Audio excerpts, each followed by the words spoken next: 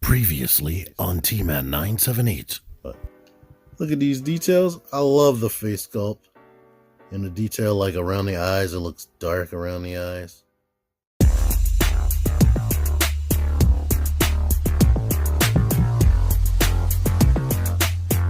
T-Man 978 Chill Review. Hello everyone, T-Man 978. Today we're going to be taking a look at Marvel Legends series Vintage Spider-Man Black Cat here. Of course, there's going to be a little comparison against my previous Black Cat. Alright, here she is out of packaging. And one thing that Hasbro's been doing lately is they've been making them have better face sculpts and whatnot. But what they haven't been doing is making sure that the face is a face that an action figure should have. Like, she's just standing there like, meh. Same thing goes for this one.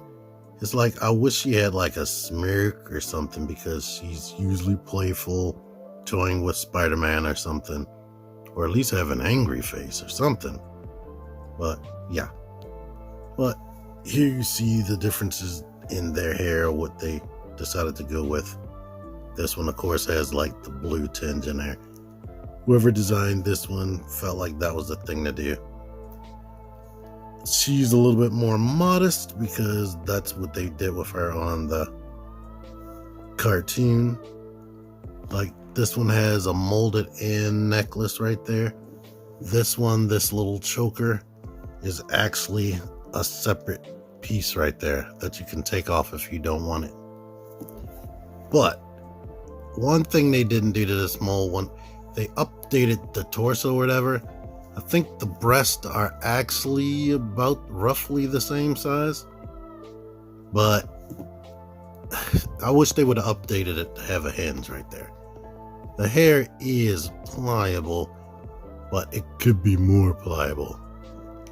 And of course, it gets tough to pose the neck besides just swiveling, since she doesn't have a hinge. It's just a total ball. And you run the risk of ripping this choker like I was mentioning.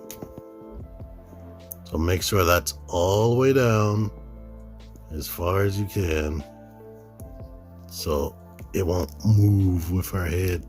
Well, never mind. Every time I move it, it goes up.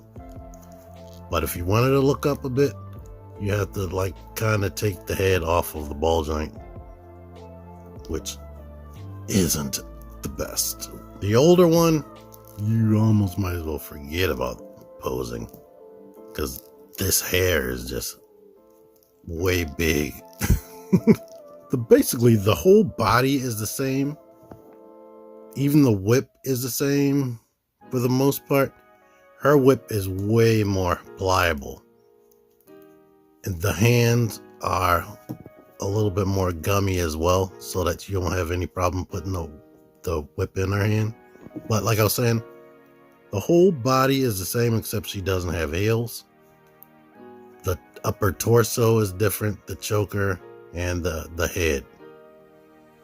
And they went with a more glossy, shiny plastic on this one, which I do like, whereas this is more matte. And one thing I didn't notice until I opened up Rogue, and I don't know if you're going to be able to see this, but this mold right here, this body, has like a weird sculpting error right there, or issue. Every single one of these has that. I didn't notice it till I opened these. And, oh, you know what? I'm trying to see, maybe it's an optical illusion. Maybe because of the shininess, this one does look like it have a more rounder butt. But that might be an optical illusion. What's not an optical illusion, when I bought this, and I showed this on my review for her, this was my second ever Marvel Legends review. While like looking at the figure over, and my eyes went to certain areas, I noticed that she kind of has a paint anomaly right there. It was like that when I opened it. To the best of my knowledge, the thing was not previously open. So I'm like, wow, somebody at the factory is having fun right there. It's on Under the light, you can barely tell it, but there's a little bit of brown paint right there, and there's definitely a round brown paint shape right there. So I call her Nip Slip Edition. Let's get into the articulation besides the neck. The arms have like this little hump thing right there, making it difficult to go further up, but I can push it. Of course, I can rotate. Hair is getting in the way. The elbows bend less than 90 degrees. And this one is difficult. It feels like I'm gonna break it. If yours is like that, definitely grab here and bend. One part of the articulation that I dislike is they gave her hands that do this. Both hands. Giggity. Upper torso, she can get a lot of arch back. Not so much forward. Side to side, rotate, side tilts. Legs go out that far, can kick up that much. Do this. Double jointed knees, foot kicks forward, back, all the way, and ankle pivot. Now, what I like about this one over the old one, flat feet. It is damn near impossible to get her standing in any pose worth anything because these just swivel. But they go back that far and forward that much, and then that has always driven me crazy. I'll show you more in detail on this.